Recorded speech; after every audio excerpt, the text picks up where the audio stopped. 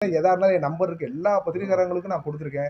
எதா இருந்தாலும் கேட்டு செய்யுங்க சாமி. இப்படி சொல்லி என்னைய போய் நிம்மதியா எனக்கு என் பிள்ளையெல்லாம் கல்யாணம் போனதுக்கப்புறம் கல்யாணம் கட்சிக்கு ஓடுனதுக்கப்புறம் ஓடியாராங்க வீட்டுக்கு. பாவமா இருக்கு.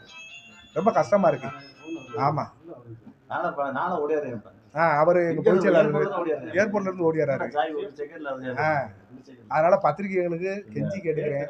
கொஞ்சம் கேட்டு எனக்காண்டி எதனாலும் எது செய்யுங்க. உண்மை செய்தி எதுன்றது தெரிஞ்சு நம்ம கைகராயுதம் கூட இருந்து போறாராம். போகவே இல்ல. மதுரை மாவட்டம் நேத்து வரை வாங்கி போயிட்டு. ஆயுதத்துக்கு வேலையே கிடையாது என்கிட்ட. சுடுங்க. இது வீட அதாவது 15 நாளைக்கு ஒரு தடவை போலீஸ் வந்து ஃபுல் செக்அப் பண்றாங்க.